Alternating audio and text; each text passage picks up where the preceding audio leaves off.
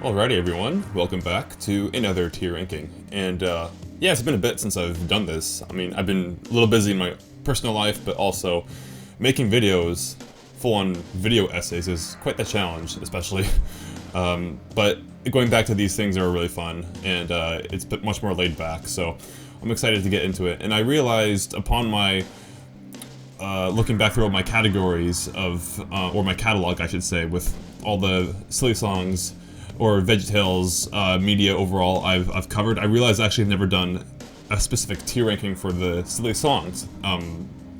So I figured it'd be a good time to get started on that because I feel like that'd be kind of one of the first things I would do, but you know, I kind of went the unconventional route with doing the episodes and then doing the actual full-on soundtrack. I did that with Baby Giraffe a little while ago. Actually, that was last year now, come to think of it. But I thought it would be kind of fun just to do a much more of a quicker round and just give my thoughts on all of these, each individual songs from the episodes they were featured in. Obviously, not every single VeggieTales show has a silly song. I believe it's only one of them, actually, and that was... Which one was that again? I'm forgetting. Oh, that was the God Wants Me to Forgive Them, and they had a different segment for that. I think that's the only one that doesn't have one, minus the... Oh, no, I take that back, sorry. I'm forgetting about the other, the Easter show and the Christmas, why am I blanking so hard right now? Easter Carol and the Star That Saved Christmas. I'm not counting the theatrical movies either, obviously. Those ones don't have one, just because they're their own separate thing. But everything else has their own silly song segment, and I thought it'd be really fun to go through all that today with you guys. So, without further ado, let's get started. And I have all these in release order as well, so there's no confusion of what we're looking at here. And also the frames here from the tier ranking, whoever made this tier list as well did a pretty good job of getting the iconography of what these frames are meant to allude to from their songs, right? Like, I think it's pretty obvious from what they are, which is nice. So there's no trouble with that, but like I said, without further ado, let's get started. We have S, A, B, C, and D tier, starting up with a Water Buffalo song from the very first show. And this is when the gang was just getting started with their formula, right? They wanted just to do something silly, completely random in the middle, just to make it very Monty Python-esque, with a random song hopping in the middle of the show that they were watching, and then you're in and out just like that, like for 2 minutes, and then that's it. That was the sort of the formula that Phil was going for at that point. And I think he totally nailed it with that idea with the Water Buffalo song in particular. Something completely random, and Larry as a character himself was also not fully fleshed out yet, and then this song being sort of like his stamp on what silly songs would be later on going in the future really like cemented him as like the character that we all know him to be later on as well, being just the silly goofball, obviously. So yeah, I love what the song does. I like just not so much the song itself rather, but what it's set up going forward for all the other shows and all the other songs, and sort of like that VeggieTales-esque feeling that you get from watching this, because like I said, it not only paved the way for other silly songs, like one's much more popular and obviously more subjective casing here with which ones are better, but I think Water Buffalo song definitely belongs in A tier for sure. Just because, yeah, from what all the where is it? Yeah, just because from what all the things it set up going forward. So I like that. I like it for that reason. But the actual song itself, obviously, I'm supposed to judge as well, and it's nice. It's a very fun, catchy song. Very very simple, honestly. Even just the one take of how the shots are, or the shot I should say, is composed is just very flat, and there's something very cheap but very endearing about that, which I've always loved, and just like very simple props. Just it's such a simple song, but it's goofy and it has the heart, which is why I like this. Even though Larry has his very low, dopey voice, I still like it a lot. And I know not all the Veggie fans out there love the low voice that Larry has to begin with, but you know, it was a work in progress. The show and the characters were still trying to find their identity of what they would become later on, and I think this song is pretty great for all those reasons. Alright, moving on, we have the one and only Hairbrush. Yeah, what can you say about the song that's not been said already? This is iconic. It belongs in S tier, and there's a reason why everyone always quotes it. Even like the most like subpar Veggie fans will know what the Hairbrush song is, or even maybe like just from pop culture. Like this song kind of broke into somewhat of like the mainstream of animated culture overall. The Hairbrush song, even if you don't even really know what VeggieTales is. I have a feeling that like there will be some like line quoting that you'll have if you ever hear like the term VeggieTales, you know, said on the street, right? Someone will immediately come after that sentence with, "Oh, Hairbrush song. Oh, where is my hairbrush?" You know, that kind of thing. I feel like that's just something you're always gonna get because that's how much of a staple this song is, and it kind of defined, I think, VeggieTales itself as a whole, right? Like you have Water Buffalo song like, paving the way of what Hairbrush song would cement. It's the whole entire genre and the catalog of not only the songs of VeggieTales, but also just the character and the humor and the slapstick, all that wrapped up into this one song.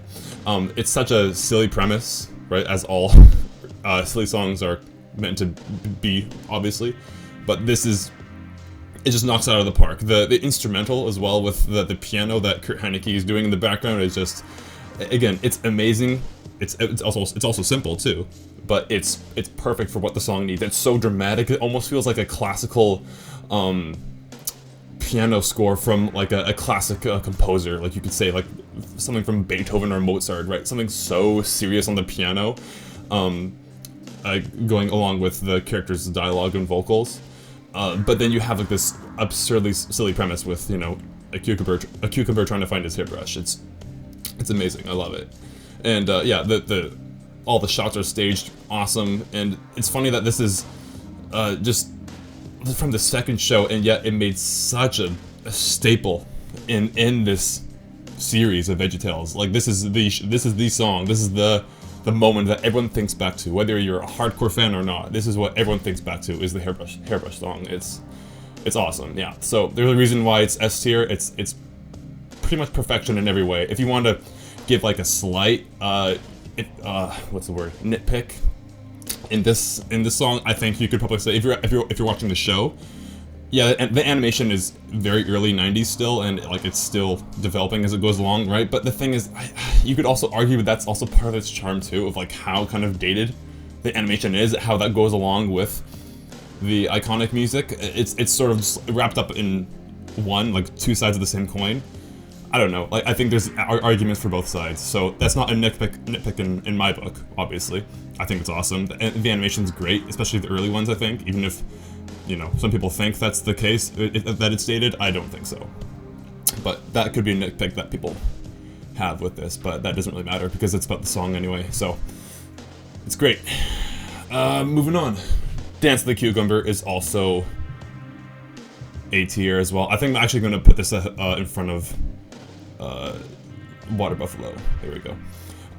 Just for the reason that it has the same character and the same heart as Water Buffalo, but I like the instrumental, again, with the piano, and also kind of like the more Spanish genre that they're playing off of, you know, with the translating that Bob's doing, and the guitar in the back and all that. This is back when the team were just coming up with fire after fire possibilities for songs. Like they're just so iconic, like in this catalog of Veggie silly songs, and I love it. It's sort of like a combination between Water Buffalo, like the Water Buffalo silliness, and then also you have the dramatic instrumental music from the background like Hairbrush has. And you sort of combine that, and you get a new flavor with the Spanish twist. And oh wait, on top of that too, I think the humor is actually a bit more funnier. Oh wait a minute, I'm starting to convince myself that I think this song's better than Hairbrush, and I might have to put it in front of Hairbrush. That might be a bit more controversial actually, but you know what? I'm gonna stand by my opinion here. I think the humor is better. It actually gets me laughing, like the mistranslation of how Bob gets so ticked at Larry for just not understanding what or his goofiness entails, or like, you know, the whole story in the song itself, I think is awesome. and the song is great. The animation's awesome. The animation actually holds up quite well for like all the motion that Larry's doing and how the camera spins around him and all that. I think it's really fun. Yeah, okay, so I just convinced myself that it's better than Hairbrush, so you can destroy me in the comments, but I don't care. I'm moving on. Love My Lips. This one is also fantastic. Everything from the 90s, like all the golden age, are just incredible. Like, I don't think that has to be up for debate. They're all awesome. I'm gonna throw this...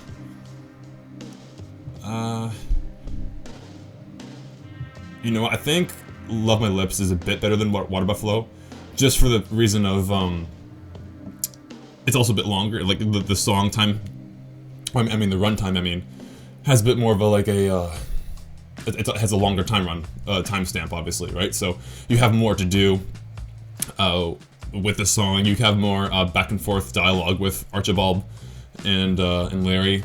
I love the concept alone. Like, Larry is in therapy, and he's just trying to unload about all these goofy concepts just going off the rocker, and Archie's just trying to keep up the whole time. It's pretty awesome. I love the staging of this one as well. I'm talking about just the visuals for now. The staging of how the shots are composed are really fun. Like they're pretty. Honestly, I'm gonna overuse this word I think a lot, but I think it's also iconic. The Love My Lips set is pretty awesome. Just like that, like 2-wall little office. Or like little room just for the couch and the chair for the therapist to sit on. It's awesome. It's such a funny play on of that real world scenario that, again, it's treated serious, obviously, right? Therapy is a very serious thing, right? But then you have this parody of just like the most absurd premise where he's just going off on all these crazy concepts that you kind of get lost track of what Larry's actually talking about, which is the whole point. Yeah, the actual song itself is really fun too. It's much more of like a Beverly Hills kind of banjo beat chorus that lots of songs down this road would kind of copy that formula a little bit. Then I think they kind of started doing their own thing. A lot more songs start to have their own identity a lot after this, but then this is more so I'm talking about the actual shows, I think, rather than just silly songs. Lots of this shows that VeggieTales has later on is just sort of copying that kind of format, that musical format of the, you know, that kind of that feel. I don't know how really else to say it, but you know what I mean. Or maybe you don't. I don't know. This is my opinion. But regardless, they all have. Each show has their own identity and their very own fun songs. But it's a lot really inspired from this song in particular, and David and Giant Pickle from what the song is from as well. It's great. Yeah, I like it. Oh Santa. Oh Santa is fun. I think this is one of the songs that I'll say this point a lot more often coming later on. But I like Oh Santa for the reason of the concept rather than more than the music. And there's a lot of shows that I'm going to be saying that with, and also vice versa, where I say I like the musical component rather than the actual concept of the story in the silly song itself, right? And Larry, you know, having this batch of cookies being made and then giving it off to strangers, even though he wants to give off to Santa, that's a fun premise. And then obviously you can't forget about the iconic IRS joke. That is yep, I'm gonna say it again. That is obviously iconic for many reasons, and it's one joke that one of many kids always flew over the heads because they don't really know what he was talking about. But man, when you're older, or if you were older when you watch this, then yeah, it hits home. it's pretty awesome. It's really funny. I like the jokes more in this show rather than the music, and I think but a silly song, like a prime silly song, needs both. You need the really funny components of the story, and then also the great musical composition to back it up, obviously. I think those are the two pillars that hold up, that make a great silly song, and yeah. Nothing, obviously, it's still A tier for me. Well, actually, you know what? I think just for that reason, I think I have to actually bump it down to B, Oh Santa. The jokes are great. I don't really care so much for the music, like the actual instrumental. That's not a knock against the show overall. It's just, yeah, it's a bit more subpar, it's more stand-in. I feel like it feels a bit more like filler, just for the place for some really funny jokes. Yeah, I think that's the way I like it right now. And I probably will maybe adjust all this later on once all the songs are on here, but moving on. We got the Pirates Who Don't Do Anything. Awesome song. I think I'm also going to throw this in B as well. It's not my favorite. Like, I love that this sort of created like this whole new subgenre in the Veggie series with pirates. You know, obviously having their own movie, and then also being like a starring lead in Jonah as well, which is really fun to make that a component. And then their theme, like their musical cue, like that da da da da da da da da da. That's really, it's a sick theme. It's really cool because you can make that sound plucky and quirky like in the original song does, and you can also make it cinematic and epic. And I really love the cinematic component to it, especially when you hear it, those scores in Jonah and also the Pirates movie as well. It's pretty sick. But the jokes don't land for me as much in this one. It's still fun. I don't love the musical component as much as others. That's just my take. There's a lot more like rough and tough accordions going on. Like VeggieTales loves its accordions. I realize there's a lot of accordions in lots of the songs, at least from as far as I know. But it's just, and as you'll see later on, there's gonna be one accordion song that I'm absolutely in love with, but it's not Pirates, unfortunately. It's still fun, but it's definitely probably the lowest so far I'm gonna give. But it's, you know, it's a banger still. I would B is a solid place to put this, I feel like. Song of Cebu. This one is an absolute banger. Excuse me. This I feel like should probably go in A. Yeah, I feel like definitely A.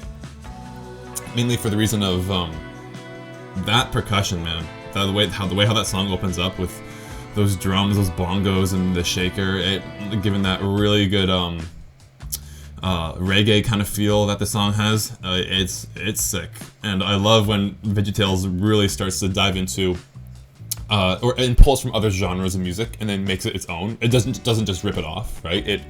It composes its own feel, and while using those like similar instruments that you've heard elsewhere, right?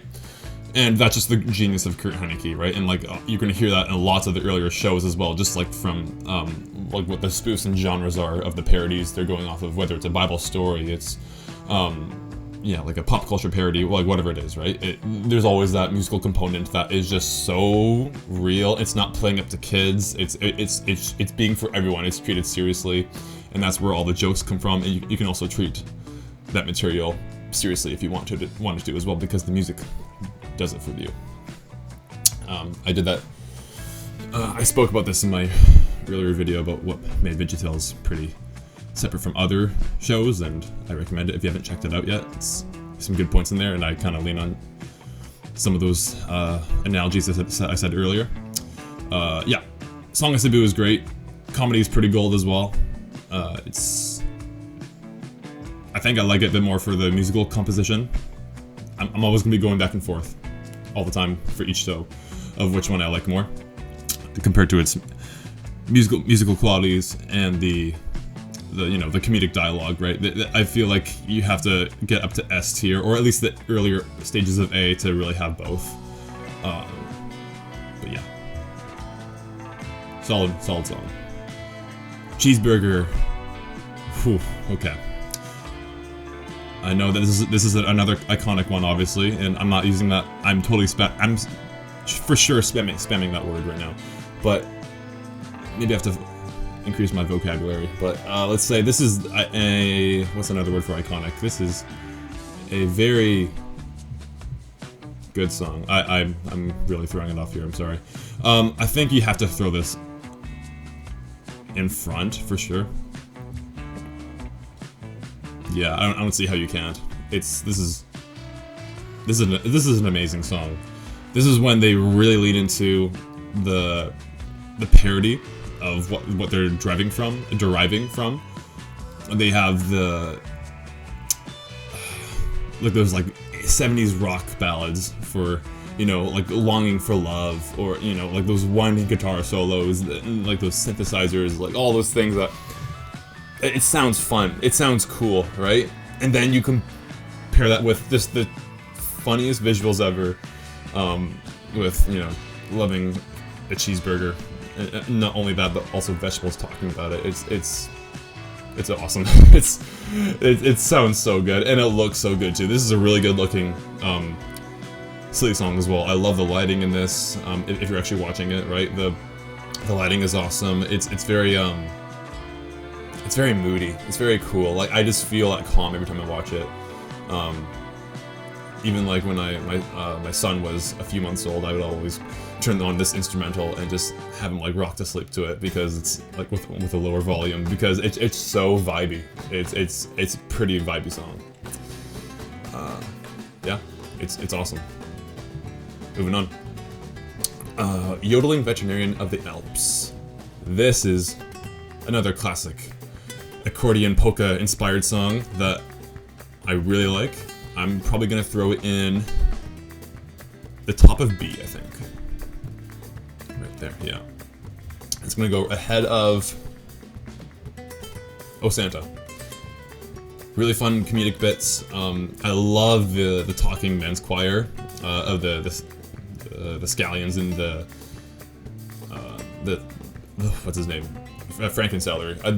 Those back and forth bits with their yeah, just like their what's the, I'm losing the word right now, but there's a genre that this feeling was pulled off of, like Dr. Demento, I think, is what Mike Naraki was pulling that inspiration from, of all like that kind of ongoing spoken word feel, but at the same time you're still making that a melody.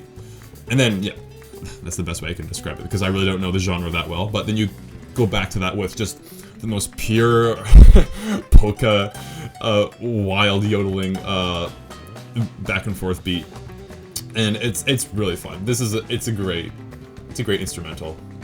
The comedy's also really fun too. How it keeps escalating with each patient getting more absurd, of how much this doctor can really take with all these animals coming to him for help. It's pretty great, and knowing that he actually can't do that much as well, because it's really the modern medicine that actually fixes it.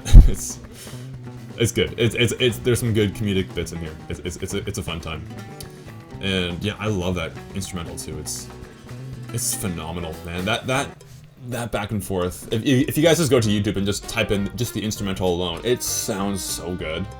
It's so fun. Yeah, good song. Again, these are all great songs. You can't. I don't think any of these belong in C tier. Like, even until we get to, I don't know, the beginning of the Silver Age is probably the belly button, I would think, because that's after Jonah. Yeah, so I think for the next three that coming up here, like, they're all above B for sure. Why am I forgetting the name of this one? The Barbara Manatee, Endangered Love. Sorry, that's the actual title of the song. Endangered Love is a phenomenal song. I've heard that some people actually don't love this one as much, which I do not understand for the life of me why. I think it goes behind Hairbrush. I think it does. Or is this just a case of bias? But it is my list though too, so I don't know. You know what? I'm gonna throw this right down here. I don't know where to do. Should I go behind? Behind Love My Lips? I think it needs to, yeah. It's good. I don't think it's quite S tier though. I will put it. Yeah. Okay. I think this. This is all like I'm thinking about this process while I'm doing all this live right now. So that I'm sorry for all the long pauses. I'm trying to make sure that there's some talking bits as much as I can to give some commentary and all that. But yeah, I think this is. I feel pretty comfortable where this is. This song is so much fun. The violin of it's just popping off. I love it for the exact same reasons of why Hairbrush is so good, because you have this extremely dramatic piece of an instrument going, like, it's just going off. It's doing its own little, in this case, it's doing its own very dramatic tango, which I didn't realize how good tango music sounded, and that was. It's all VeggieTales, I'm telling you, man, is always the one place that always kind of gets me into other kinds of music because of how good their parody of that music is. It's kind of wild, but yeah, tango music is kind of the same case for this. It sounds so good. The story is hilarious. The whole thing with Larry just staying inside watching reality TV or like a soap opera is imagining that this is like the end of the world. I lost my train of thought, but this is like he's so enwrapped with this show, and like he's in love with this like fantasy like manatee that he's just the stuffed manatee that he's just in love with. It's great, and then even the lighting too. Like this is when the show for King George and the Ducky, this show is from, or the song is from, is they're really taking up notches with just how their shots are composed, the lighting, the textures, everything is very smooth, and it looks great. Like this song looks amazing. I think it's probably the best looking song out of all these so far. I think the glow of the green TV on Larry's skin. Yeah, I guess skin's the best way to put it. In the dark room, and yeah, it's great. I love the way this show looks, how the song looks, and that violin solo at the end or near the end is so fun. It sounds so cool. It sways back and forth. It makes you just want to do the tango if you have headphones on by yourself. And then seeing Larry like topple over trying to do like the leaning dancing move, and then kind of falls over is. Oh, that's sweet. This is like prime goofball Larry, because I think this is gonna be my own separate rant, so stick with me for this. I love this portrayal of Larry because I really feel like he does change, especially in the Bronze Age, when like I think post 2010 or 2009, when his character sort of changed. I feel like more to fit more of a kid, like a young kid's type of what Goofy looks like. But this Larry right here, like in the golden age during the 90s, like through all these songs and all these shows he's in, he's treated seriously. Like he feels like an adult. He doesn't feel like a kid, which I think is definitely what they're trying to do much more later on in like the much later shows. And we'll talk about those when we get to it. But I love how seriously he's passionate for random things, and the music backs him up of how mature those things should be. But it's the subject matter that is completely goofy, which makes the whole thing really goofy too. And I think that's what Larry can do when he appeals to kids and adults, right? He feels like, you know, like same territory as like a DreamWorks character or like a Disney character, right? Because of how well he's fleshed out by this point. Yeah, everything in the Golden Age, and even the Silver Age too, he has lots of these kind of traits as well, still going forward. And then somehow I think it really gets dropped later on, and that kind of goes along with his animation, sort of symbolizing that, I feel like, because I've said this before, but he has like such more of a rubbery green texture, light green texture. He looks like he's a toy rather than an actual cucumber, and it always bothered me so much. I don't know if anyone else ever thought this, but I've always had these thoughts all the time, so that's my little it's my little rant there. But anyway, moving forward, Heisel Cat, classic, so much fun. I love the music. This has to go. Oh, see, the thing is, this is where we're getting to the territory of Slate Songs actually not taking original scores or their own music. And this is where we actually start getting to the territory of taking other works of music and then reworking it, doing like a cover of it, and then like rewriting your own lyrics. Because this is like this song that Heisel Cat is based off of is an actual song. I forget what it is, but it's like a classic Italian, dance of some kind. Maybe someone knows in the comments if they care to answer. But it still sounds great, and I love the lyrics put over it with just like how selfish Larry is, with having his hat and chocolate, and then the sort of the Forrest Gump, obviously homage as well, with the feather leaning on, and then more and more people get to the bus stop, and it's a fun collage of different ideas.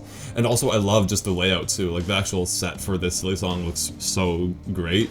I like how they can actually lean into more of the bigger budget, like both meta and in universe, of like how the veggies like actually have like a full-on bus stop with like greenery behind him and a sky and a sun and all that, right? Like, because obviously big idea was getting bigger, right? And they have more money to spend on these kind of things to make it look good. And then it also feels like the veggies in universe put more effort to make this little segment to look great as well, which I think it complements itself back and forth.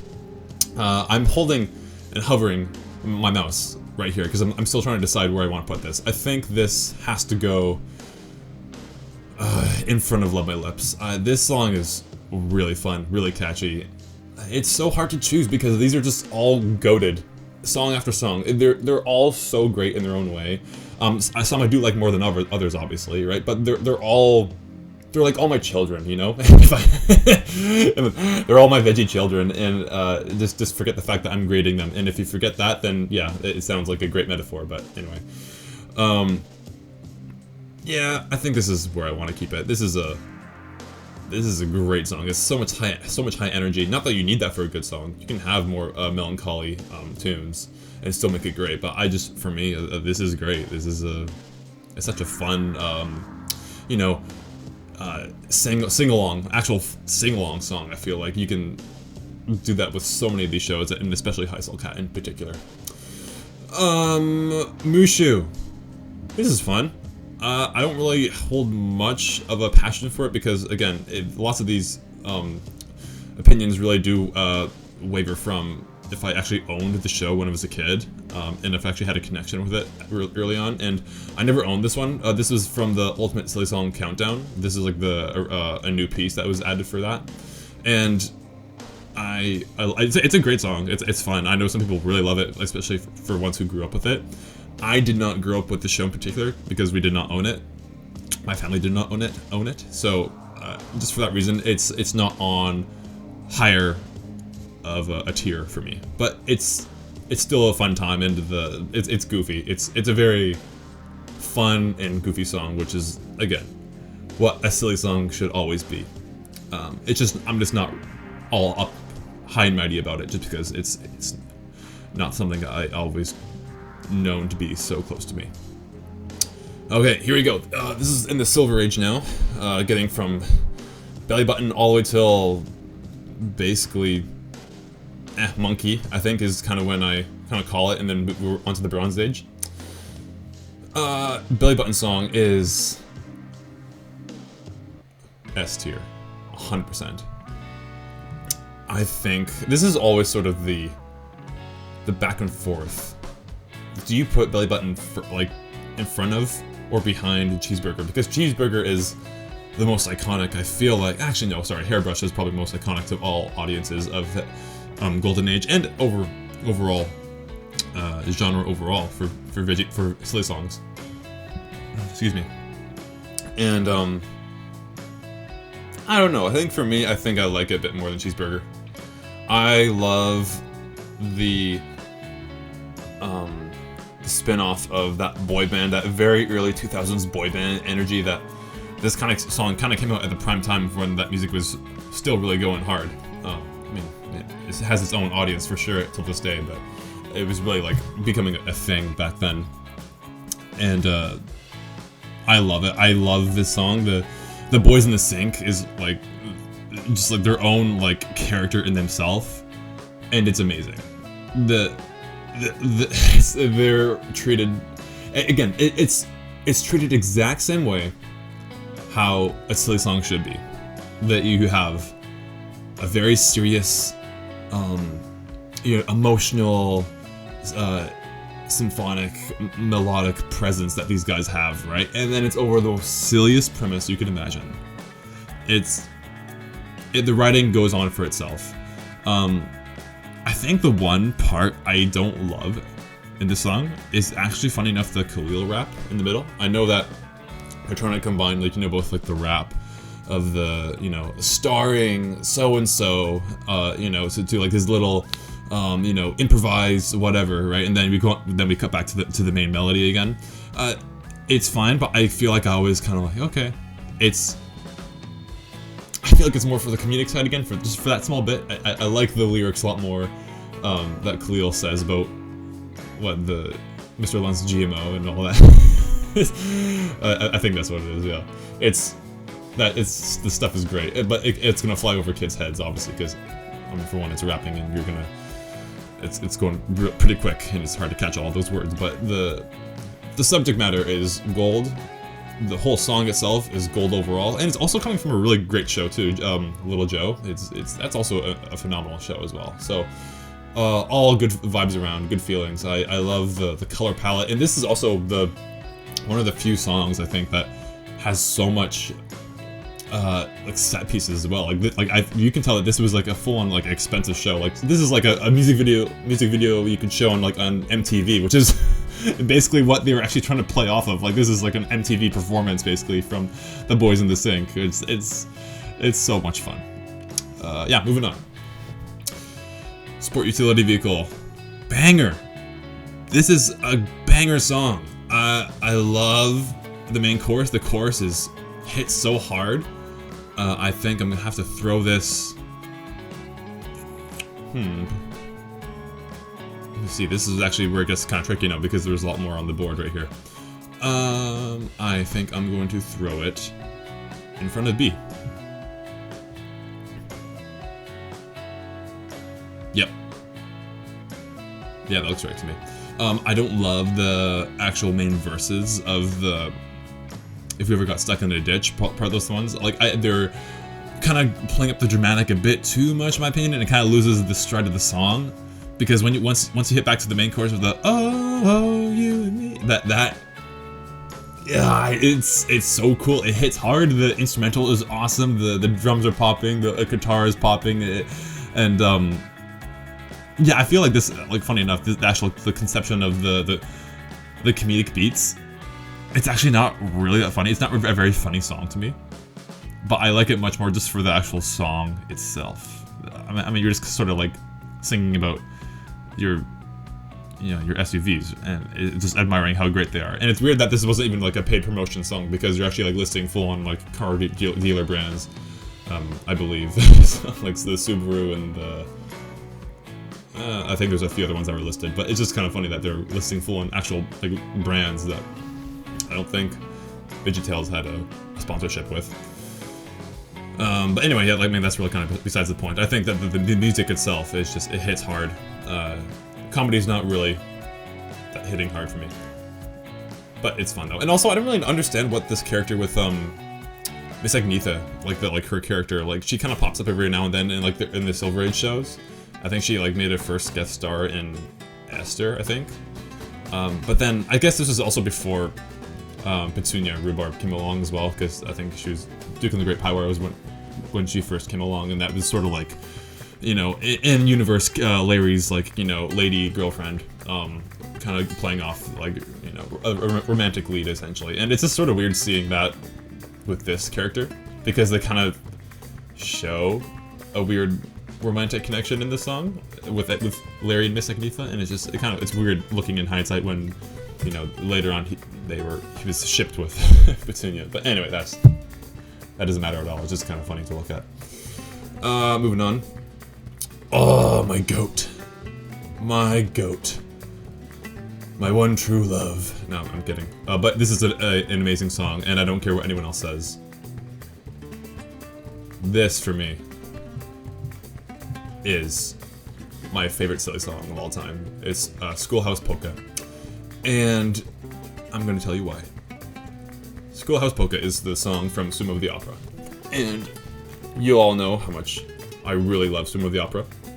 Minus that piece of creepy fabric, Lutfi. But he works as a really great comedic side, but that's besides the point. Sumo of the Opera is a great show. And this is complemented with a really great song too. And it has a lot to do with nostalgia for me. I watched this one a lot when I was a kid. This came out in 2004, I think. So I was like, I was 1, I think, at the time, and you know, I grew up with it ever since then. This song is so quotable to me. It's like it's a very fast song. It's very quick. There's not even any title cards like that introduce the song anymore. I don't know what happened in the earlier like Silver Age shows, or the songs, I mean, but there's never any actual title cards introducing like the silly songs with Larry. But I never understood why. Maybe it was a directional thing. I know that Phil wasn't really involved with the directing of how these things went. I think Mike Naraki was probably doing all these, I think, actually, from then on. Or maybe Mike Naraki was actually doing everything from the very beginning, I think. But I don't know. The point is, I don't know what happened with the direction of the silly songs, because they definitely start to make more of a tonal shift, I think. Not only because, I'm not talking just about the way how the songs sound and how the shots are laid out. While that is a part of it, they have just a different feel. They feel like, at this point now, they're still great, but they definitely trying to feel like they're kind of pandering down to kids, I think, much more later on. And I think the missing title card in the earlier shows, and then later on they brought them back with their their own art directed, what do you call it, created, their custom made song, I can't speak today. They created their own custom title cards for the songs later on, like for say Gated Community and Baby Elf. There's a lot of just a lot of that going around, and I kind of miss, like, the art looks fine. It does look fine. I like the concept art because that's what it is essentially. But then you miss that. I miss that classic, you know, Larry staring in a white background with music notes over him, holding a music stand with like some props on his head, or he's holding whatever it is. It's so simple. I just miss the simple stuff. I guess that's what I'm trying to say. Hopefully that made sense. That was pretty jumbled in my thoughts, but I miss that. And they never really brought it back after the Golden Age. And, you know, if I had to make one complaint about Schoolhouse Polka, they need to bring back those classic title cards, because I miss them. And I know they never will, because VeggieTales is done. It's been done for a long time, and if I could go back in time and hope for something that would hopefully work, then that's what that wish would be. That was another rant. I'm sorry about that. Back to the Schoolhouse Polka. I love this song. The beats are incredible. The lyrics are so funny. They're so quotable for me. It's really funny too. It's very simple. I don't need like your belly button-esque songs to be a big budget production, right? You can go back to the simple stuff, and it's flawless. It hits so hard for me. The music is really fun. It's so high energy, and it comes out of nowhere. It reminds me exactly of an homage to your water buffaloes and your hairbrushes, or even your like Love My Lips, like all those kind of songs. Such simple sets, right? Like they're in and out, doing something really goofy for like 2 minutes, 3 minutes straight, and then they're in and out, and then we're back to the main story again. I love that kind of stuff, where they can just be simple and leave a mark, and then you remember it. And Larry is so over the top. He's so passionate for the vocabulary in the English language. It's hilarious to see. And yeah, he looks good in glasses and a wig as well. He rocks that teacher outfit, and also the accordion as well is really fun. It's a great song. I love it. Moving on. Blues with Larry. This one is fine. I think this is one of the only Silver Age songs I was never really in love with. I like the genre that they're pulling from, but I just don't think that it really came together how I would like it to be, because you have a lot more of like a intercut dialogue with the Lime Lemon character, and it's fun. The comedic beats are actually, there's some solid comedic beats in there, to be fair. Like the smashing of the ice cream, the sucking away of the ice cream that he takes away from Larry, and then a smashed cookie, like, you know, just trying to make this guy sad that's really funny. I always felt really bad for Larry when I was younger. Like, I wanted him to be happy. this little poor guy just getting beat on by this lime lemon, who's just trying to make him sad, obviously for the song's sake, which is, I think that's it's a fun premise. I just don't love the song itself too much, but maybe it's just because I don't love blues overall either. That also might be part of it, but I don't know.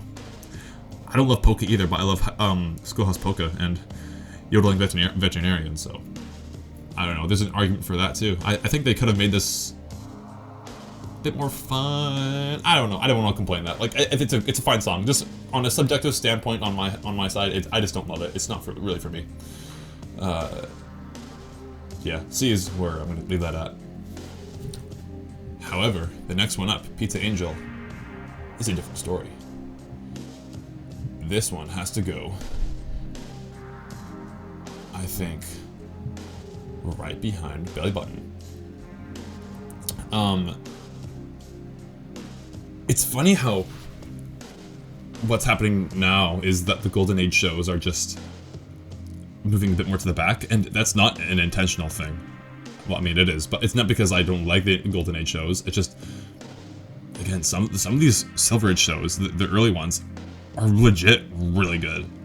I'm not even just trying to be like biased from nostalgia here. They are objectively so good. They sound amazing. And Pizza Angel is, again, it's just another one of those bangers that, like, honestly, you could switch Belly Button and Pizza Angel back and forth for me any day. It kind of just depends on my mood.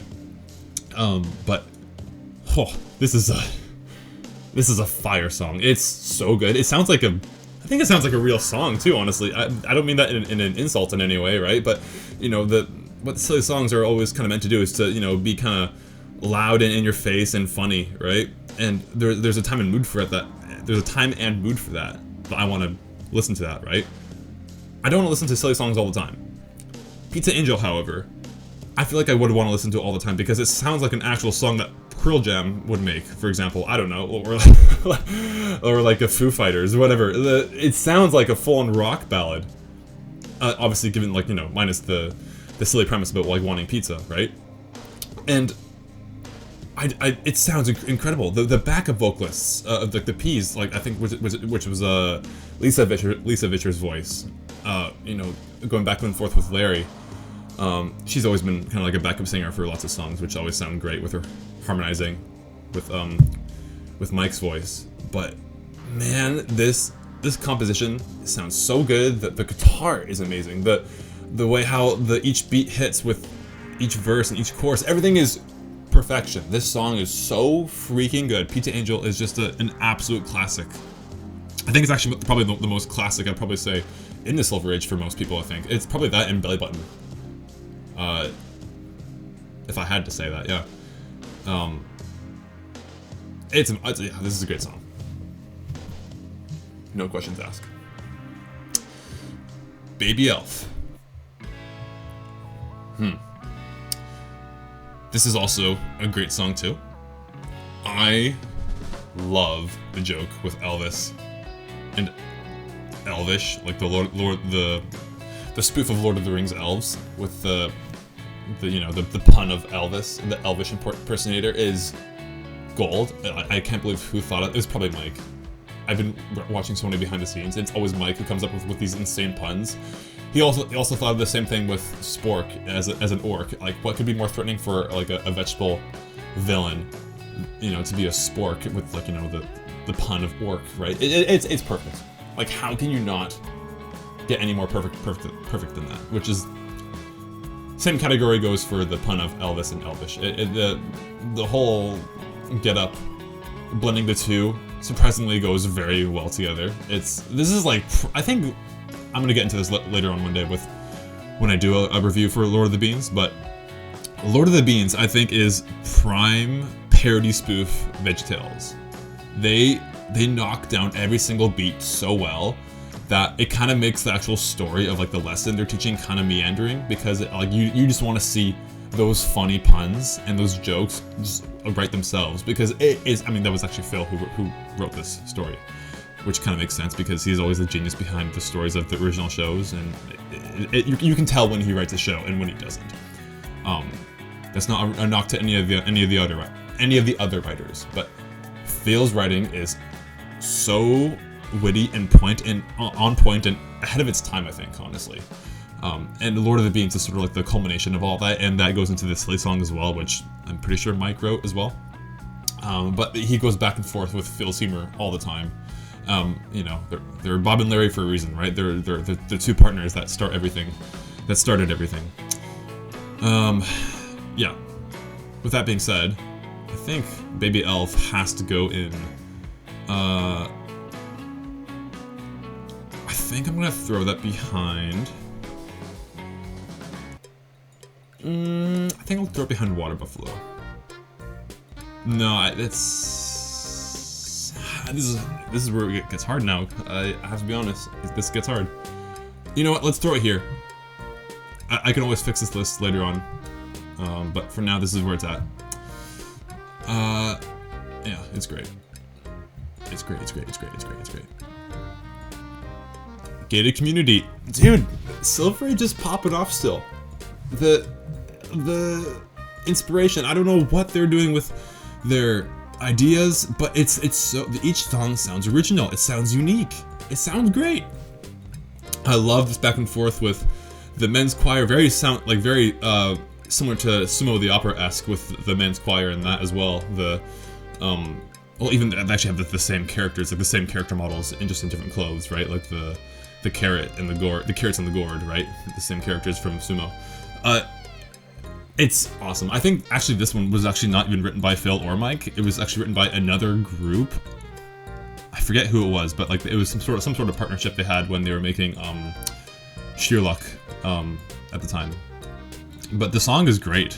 It's very fun, very catchy. I turn this one on every so often as well when I have my veggie playlist popping, and it's a good time. I think I'm probably gonna put it in front of. I think I have to put it in front of Sport Utility. Yeah, I think that sounds good to me. I don't want to make anything cemented right now because things could change, but I'm feeling pretty good with this so far. Yeah, this is mainly just for my love for the vocals. Larry's the actual melody and the chorus of the song is fine, but then it gets. This song is carried by the men's choir. Honestly, I think that's the main reason why I love it. And I think the fiddle or the banjo work, whatever it is, playing whatever the string instrument. Whatever the stringed instrument is, I can't speak. Whatever the stringed instrument is in the background, it sounds also really good too. Anyway, that being said, moving on. Lance the Turtle. This is where I feel like there's some small dip in quality with the Silver Age. This is definitely the latter half.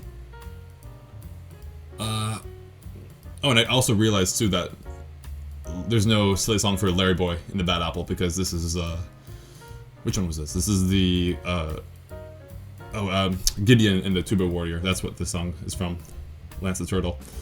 And I don't know. This is when I feel like the team started getting a bit more experimental with, not always having Larry as the main subject for the Slay songs. He's always been like with like an entourage. Of other singers, obviously. Like, that's sort of like the heart of other Slay songs as well, right? Like, you have that in the very, very early shows as well. Like, you have... Who was it? I think Bob was the first... Because that was the third Slay song that was written, and he was already in that song sharing the melody with Larry. And then... Actually, no, that's not true. Hairbrush. Hairbrush had all those characters, too. So, yeah, there you go. Other characters have always been a main staple in other Slay songs, right? So I have no issue with... even Larry's not always singing, and other characters are taking the lead, and like you see that a lot more with other Bronze-aged shows. At least that's how I categorize it. And Lance the Turtle is sort of the beginning of that, and because Larry's not in there at all, I think this works though. This is one of the better songs that has that absence of Larry, and it still works well with Bob.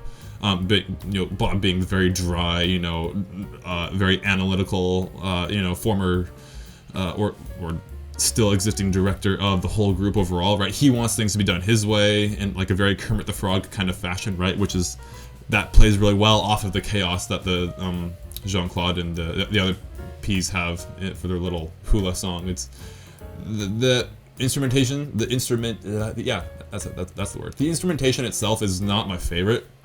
It's, again, this is where you're still pulling from other genres of like, you know, like the Hawaii hula kind of sound, which is fine. Like, you can, I love when VeggieTales pulls from other genres. I've said that so many times before, but I feel like there's a good way to do it. And I don't know, this is a bit more dry to me. For what stands out is the comedy, in particular, with just, you know, Bob having to follow a script, but then obviously the near the end the script gets shredded, right? And then Bob being the rule follower, the one who's always doing A, B, C, like step following kind of, has to do this improvised and has to do everything out of order, and that's where the comedy really kicks in. And I think that works well. You couldn't really do that with Larry, because Larry would just be a goofball the whole time and just kind of rolling with it and having a good time. Bob is a perfect counterbalance to have all that happen to him, which, again, the comedy comes from, and I think the comedy is what holds this up. The musical composition, not so much, so that's why I'm going to throw it here. It's not a bad song, but it's definitely the weakest on the list, I'd say, so far. Because I think you need both sides on the same coin. You need really good music.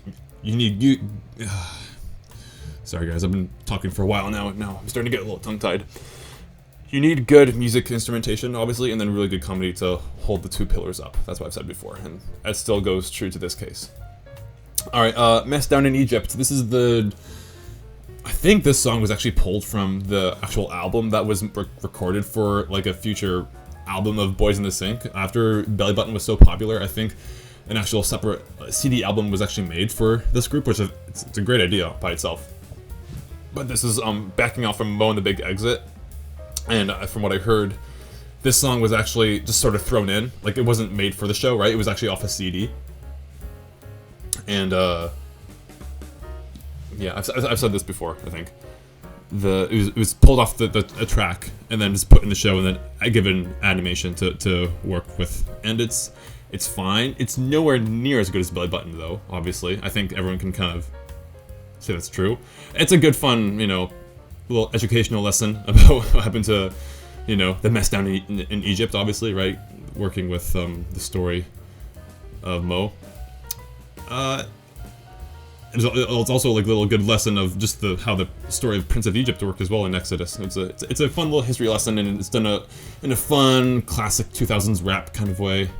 I actually do want to give that a point, though. Actually, talking more about that, I think it's funny how the music of how the Boys in the Sink sort of evolved, you know, and even the creators acknowledge this in their commentary for the show, of like how Boys in the Sink started very 2000s with the boy band kind of feeling, which was very popular at that point, right? And then they kind of evolved into actual not classical, but classic rap, right? As you'd hear in the modern day, with much more of like a trap beat kind of.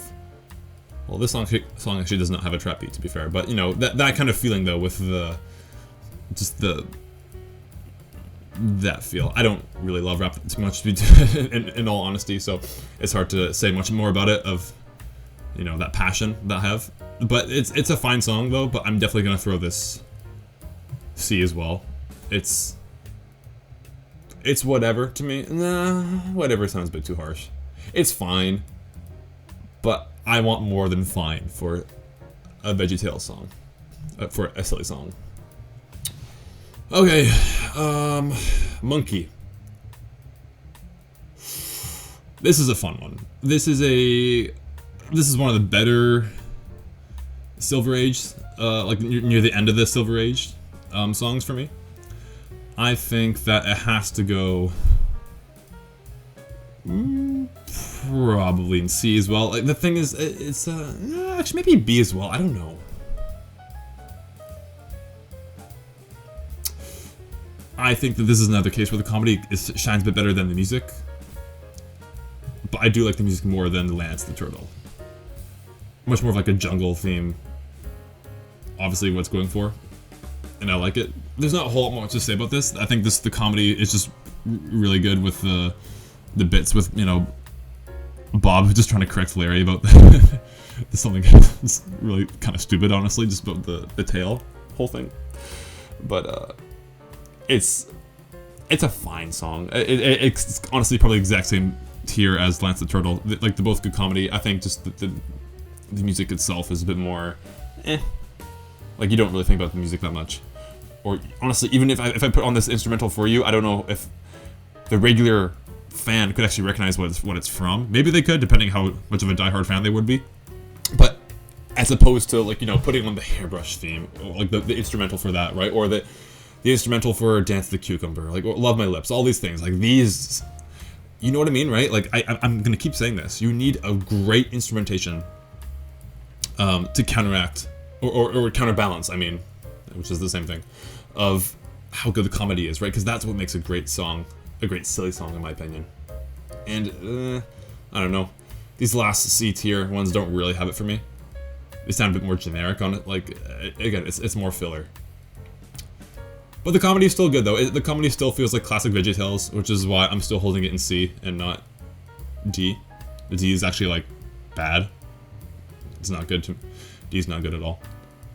Hopefully that clarifies things up, especially when we get to the Bronze Age, because that's when stuff gets real. Like right now, for instance. Sneeze If You Have To is not a good song. This is from Abe and the Amazing Promise, and this is when the songs really start to take a nosedive in quality, like a hard nosedive. I can't tell you how boring the song is. I think that's the only way to put it. Really, it's a boring melody. It's kind of even too stupid for a silly song premise, in my opinion. Bob just has to sneeze, and then Larry has to make him sneeze. That's it. I don't know. There's not much comedy there, I feel like. I think like the only slapstick, or I don't even need slapstick, right, to make something funny, obviously, right? The comedy can come from the dialogue, but there's not even that. There's no comedic dialogue happening. It's just a very boring song with boring instrumentation. And then also, I was going to say my other point earlier. The only slapstick I think is actually kind of funny at the end is when Bob kind of, like, you know, goes rampant and sneezes everywhere and rolls around and like knocks over the sets and stuff like that. That I thought that was funny. But that's like your end of the song. That's just like a little small payoff for like not a whole kind of nothing song for me. It's so placeholder. Actually, this is like a placeholder song. You could replace this with any other song from the Bronze Age, and like I wouldn't even notice. Whereas other songs here, like, they feel like they fit the show that they're in. Not that there has to be like a thematic tie-in, but there is some quality, like there's some sort of resemblance that you know what the show is from because of how tied they are with the comedy and all that, right? But this show, this song as well. The show Abraham and the Amazing Promise too is just not good to me either. I think it really takes a step back in so many ways, and it's not entertaining. This is one of the first Veggie shows. I think this is when like the Bronze Age actually does hit for me. I'm not a fan of. Yeah, so not a fun song, really boring. But believe it or not, there is much worse ones to come though, which kind of sucks to say, but that's the case. Biscuit Azaza Moranzgo, that's a fun one. I do like this one. This one's alright. I'm gonna throw this. You know, I actually do really enjoy the instrumentation, and the comedy is actually not too bad either. Just like the feeling of like being stuck in a car with like kind of people who are just kind of in it for themselves, just wanting to get to this prize, and then you know, the comedy just kind of naturally writes itself with like all the chaos that like a car trip can hold, especially, you know, if you have a family, you know what that's like, and it's fun. And this song is really popping off with the I say popping off a lot, don't I?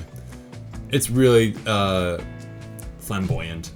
I don't know what that little kazoo thing they have in that song is too. It's like a little. It's sorry if that scarred your ears for life, but I like that little piece they put in there too. It just gives it a bit more of its own identity. And also I like the visuals too, like the little set design they actually have from going up from Sumo the Opera is really fun too. It's just like the rolling earth, and it's fun. It's a very memorable song, I think, and very memorable visuals as well. Definitely does not compete at all with these other songs with the B and A and S tier stuff, but it's fine. I like it. Sippy Cup, I don't love it. I think for the main reason that they actually make Larry an actual, like, kid. This is when you can really feel Larry is being kidified to try to fit more of like a kid audience, which I don't understand why you have to do, because like kids always related with this character from the very beginning, from the 90s, like from the golden age. You have Larry being goofy, but he still felt like an adult you could look up to and like learn the lessons from. But now he's just being a dumb kid. He's kind of being like Junior in a sense. I never loved Junior too much. There's been some good moments from Junior, but like now Larry is full on becoming a kid from the fact of becoming like holding a sippy cup. He has to have a sippy cup. And I know that's the whole point of the song. He doesn't want to have it because he wants to, you know, drink from a big kid glass or whatever, right? But the nature of the song is you have to be on the lower level. You're on the same level as Larry now. For like, you know, like the audience this is intended for. You're like 4 years old probably, and you're like, oh, so Larry is a kid, and it just annoys me. It really annoys me just from the premise alone. I don't like it at all. The instrumentation itself is fine. It sort of actually has a reminiscent sound of Hairbrush with like the very operatic piano. And I do like how the situation does escalate more and more, being in the restaurant, and then it kind of goes kind of crazy later on with being in court and all that. It's fine. The instrumentation is fun. I think also because it just reminds me of other earlier shows. While still being its own unique thing. But man, I hate this concept of Larry becoming a kid, like a dumb kid. Because this is actually where he really starts to become like that. And there's going to be a lot more shows to show that. And because of that, this is definitely going in... You know what? I think it has to probably go in front of Sneeze If You Have To. Only because I actually like the instrumental a bit more over the piano. Sneeze If You Have To has none of that at all. Like, it annoys me. That song annoys me, let me tell you. This one is Dogs for Benny. Oh, what? Sorry? My bad. What? What did I say? Donuts for Benny.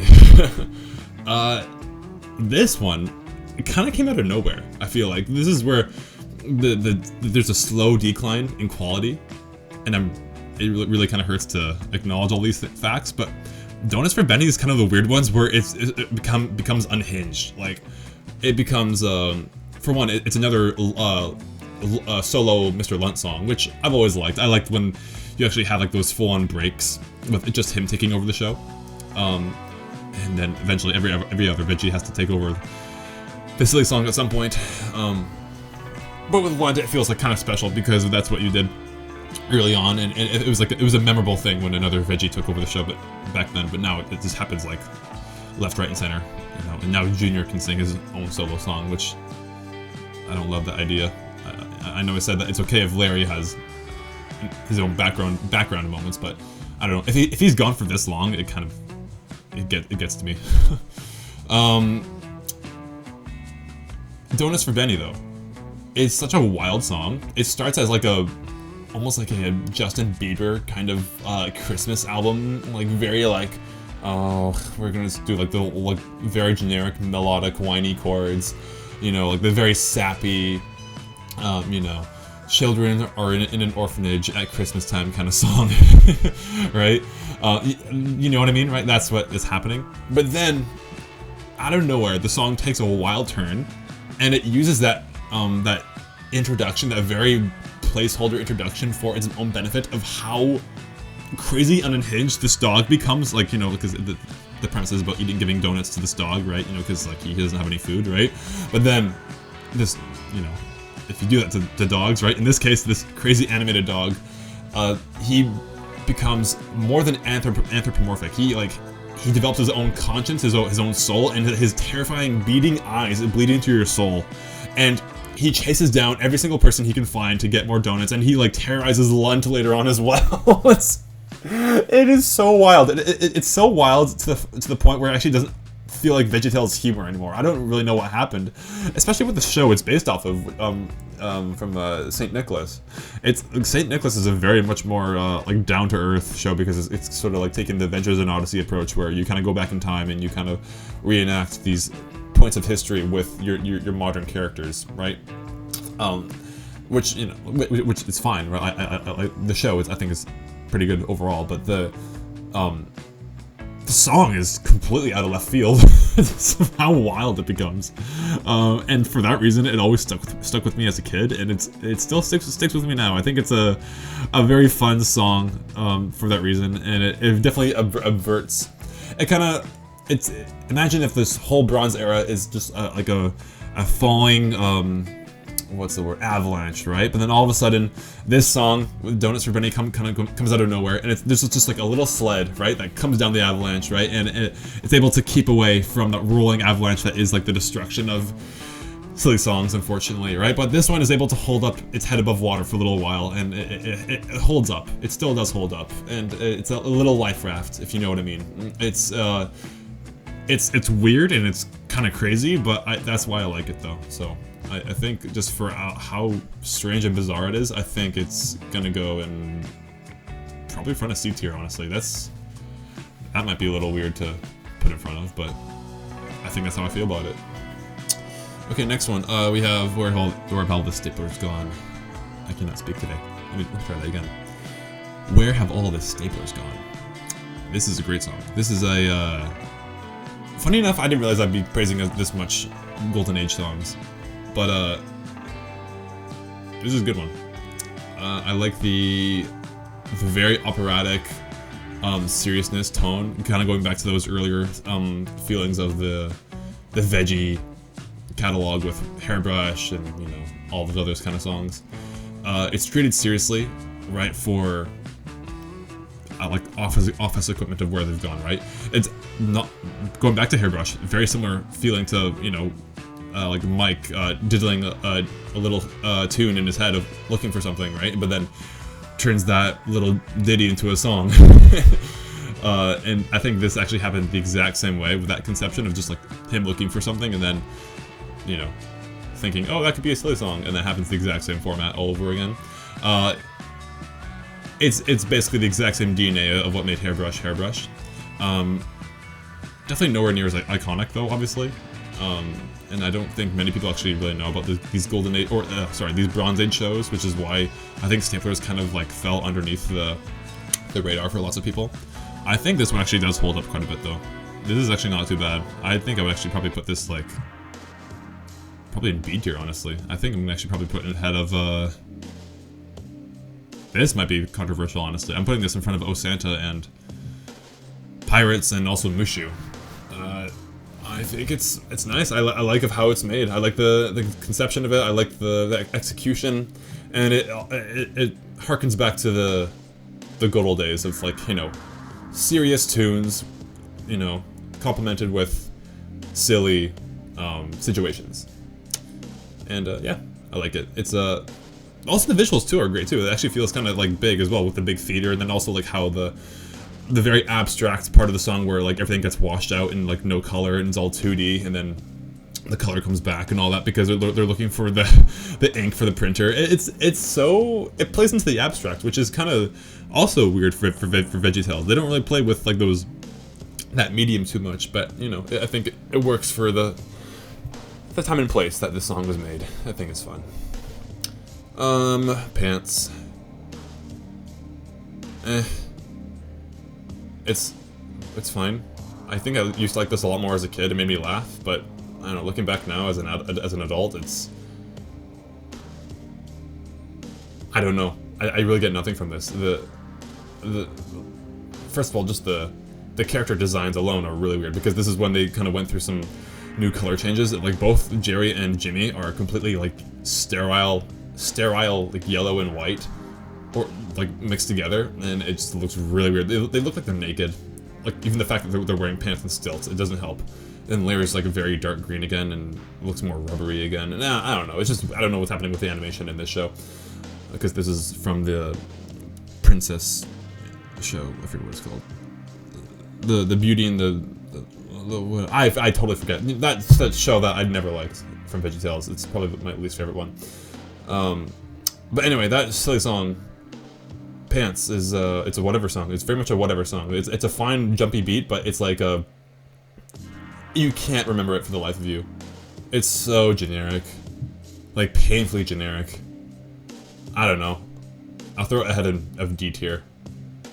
At least Larry's not acting like a buffoon or like a dumb kid, so that's fine. That's good, I guess. But it's so forgettable. This is such a forgettable song. My gosh. Yeah, that's all I have to say about it. Bedtime with Junior. It's fine, but I don't like how much absence of Larry there is in these shows anymore. Like going forward, the next 3 shows, there's no Larry at all in it. Again, I don't have an issue if he's gone, like, or even in the background, or complemented by an ensemble, and like that's fine for me, right? But then it just becomes the veggie silly. I can't say it anymore. It becomes the silly song episodes for veggies. It doesn't become silly songs with Larry. That was the start of the show. I feel like it has to keep that core. Otherwise, it just becomes a random, you know, whatever segment. It really does lose its flair and its flavor over time, and you can tell.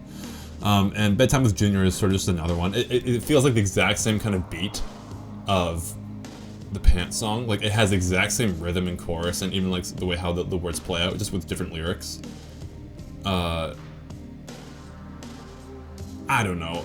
I think maybe parents might like it because they can relate with their kid and not wanting to go to bed. And whatever, it's fine. There's nothing really that funny about it. It's kind of generic as well. Again, this is just another generic song to me. Nothing really offensive about it, but like, I don't know. Actually, no, I do find offense in it. There's no Larry in this. The fact that he's gone, it's not even silly songs with Larry anymore. It kind of annoys me. Yeah, that's where it's going. It's going behind Pants. I don't really care about these songs at all. Therefore, I don't really care where I place them because I don't want to think about it too much. Hopperina, I don't care about you. You're a fine reggae tune for 2 minutes, and then I forget about you. Yeah, that's how it is. Also, the show it's from sucks as well. 'Twas the Night Before Easter. I hate that show. I hate that you have that like as a Easter show to compare to Easter Carol, which is the GOAT of Easter stories, and then you have that show mixed with this silly song. I do not care. I do not care. I think the only component I do like about it is Archibald walks in, storming in, acting like the uptight vegetable that he is, and asking, "What are you doing? This is not how you do the whatever." And then, you know, it harkens back to the classic shows of, you know, him storming in on Water Buffalo, saying that everyone does not have a Water Buffalo. Why do I need a Water Buffalo? All those things. It's a fun homage. I think that was cute. But other than that, I do not care. I don't care. Moving on. Astonishing Wigs, I do not care as well. It sounds like the exact same song as every other one that's coming out these days. Of like all these recent VeggieTales songs. I think it's probably better than most of them, though, to be fair. Like the weird this premise is so weird. This is like, I understand the fact that it's a silly song, it has to be silly, but there's a point where actually it gets so out of left field you don't even know what they're trying to do anymore. Like, it doesn't feel like a parody, it doesn't feel like a wink to the eye of the audience. It just, I don't know, it just feels dumb. This is where it feels like dumb kid slop. I hate them saying this about VeggieTales, because I know VeggieTales is VeggieTales. Everyone knows what VeggieTales is supposed to be. And I feel like Astonishing Wigs is just so bland, and it becomes like a parody of itself. Honestly, at this point, it forgets what its identity is really supposed to be with silly songs overall. And there's no Larry, so there you go. The 8 Foods of Christmas, the Polish song. It's fine. I don't care much about it. I don't like it that much. I like the fact that there's a payoff, there's a bit of a story involved, like they eat food that they like and then it's too much and they get full. And it sounds like it's really dumb when I say it like that, because it kind of is, but I don't know, I thought it was a little funny. Yep, that's all I got to say. Bubble Wrap. This is the third entry of the Boys in the Sink. Not for the songs, but just as far as like the theatrical showings on DVD. This is their third installment, and I think it's definitely the weakest of them by far. It feels like it kind of turns into a bad Toby Mac song. It feels like a bad parody of Toby Mac, in my opinion. I like the little Khalil segment of his rap. I like his rap much more in this one, funny enough, than the Belly Button one. It has a bit more of like a house, dubstep kind of feel to it. Actually, not really dubstep. That's not the right one I'm looking for. R&B kind of hip hop feel to it, which I kind of like they're doing with. I think the rap is the only part I actually like about the song, but other than that, I don't know. I throw it at the back of C. It's probably like one of the better Golden Age shows, I would say. Yeah, that's about it. I mean, Boys in the Sink is great, but I don't know. This is definitely the weakest of theirs for sure.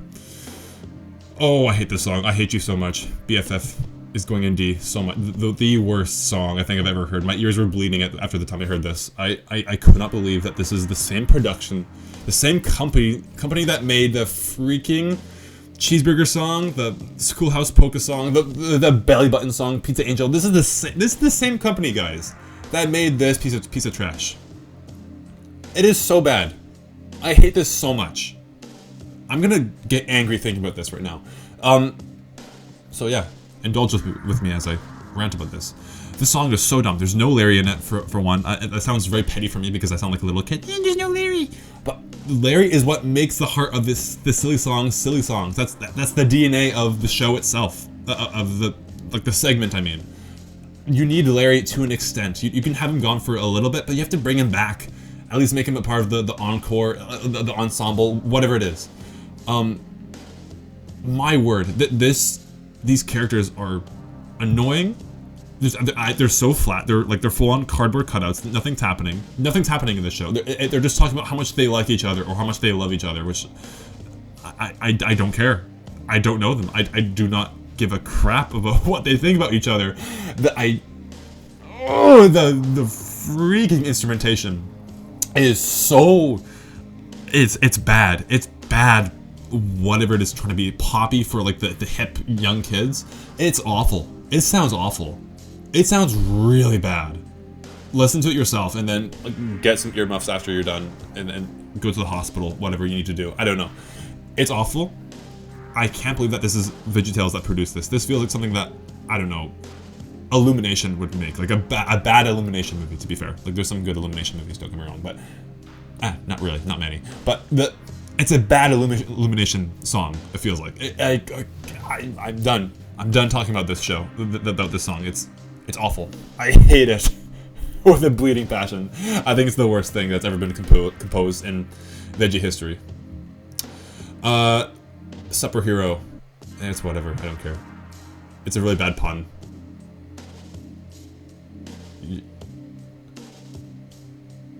I don't know. Yeah, you're going right here, I guess.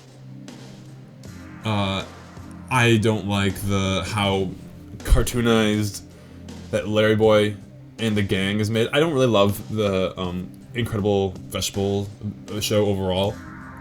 I think it's so washed down of what Larry Boy was originally meant to be, and this is like the fact that they also have a silly song in the show. The first time that an actual silly song has been implemented into a Larry Boy show overall, kind of shows you that something is off. Like, it's against its nature. Like, Larry Boy was supposed to be its own separate thing. I'm gonna talk more about this later on in my Rumor Weed video, but it feels like it's like any other standard VeggieTales, but not only just that. You can have standard VeggieTales shows. That's fine. Like a standard VeggieTales show would at least have, you know, some good qualities about it. I don't really love that this is so toned down and it's made like for such little kids, and because you started off in the beginning with incredible like songs that work for everyone, for all ages, and you can bop to it as a kid, you can bop to it as an adult. like the colors are amplified, they're more vibrant, which again, that's not bad inherently of itself, but the fact that you started out in such a parody spoof of Tim Burton's dark gothic exterior, and then you go to that to this, and it just annoys me. I don't like. I think it's more about what the song represents rather than the actual song itself. The song is just forgettable, but I don't really like it just for the fact that it's bouncing off the Larry Boy trilogy. It's not even a trilogy technically anymore. Actually, no, it is. This is an ensemble cast of other heroes that are kind of lame and annoying, honestly. But you know what? Larry Boy has his own trilogy for the 3D animated shows, but this is its own little thing that I just never liked. And this silly song is sort of the whole culmination of what I don't like about that. It's bad puns. It's a bad version of what it used to be. That's the best way I can put it. Happy Tuesday sucks.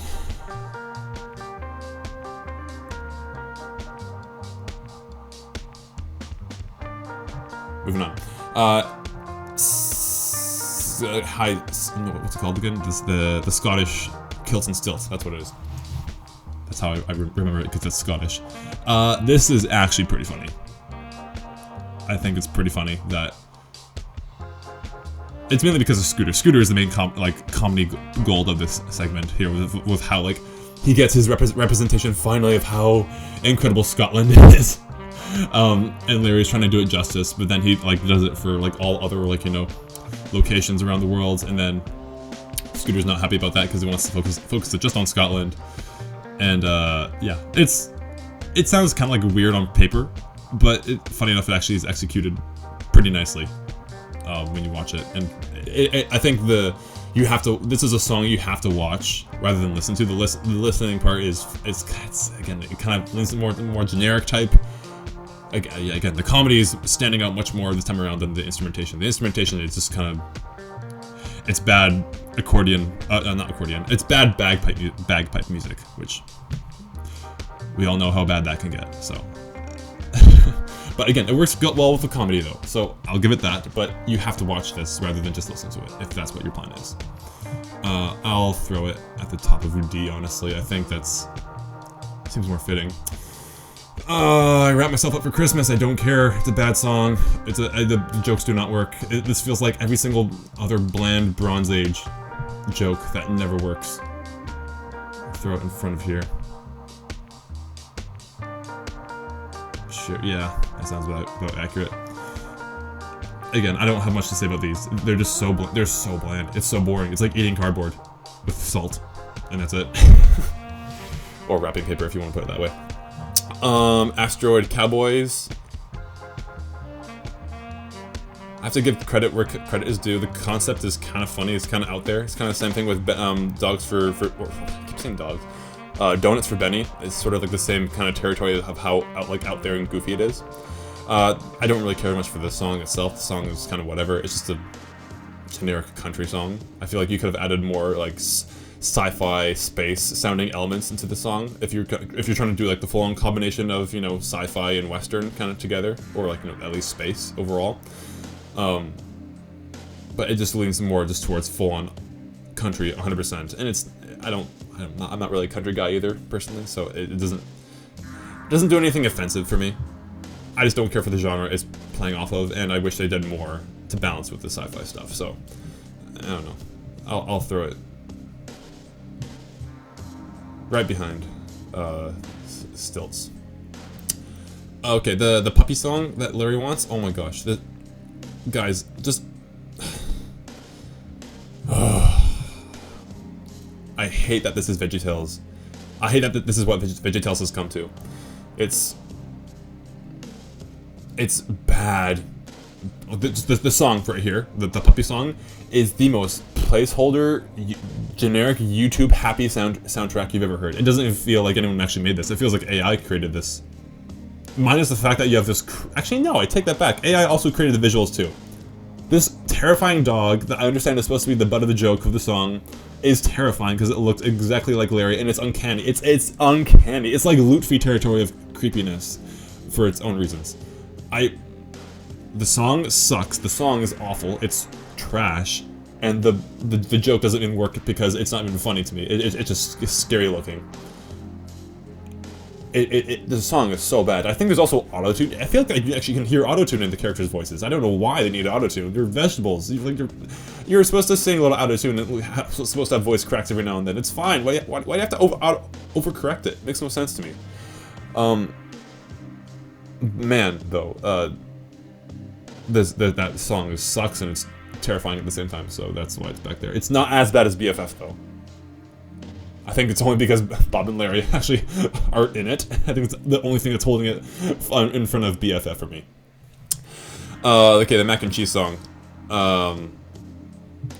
It's so whatever. I can't believe this is the note we're ending on, but it's such a whatever song. Back here, you go. I don't know. It's generic placeholder, Bronze Age song.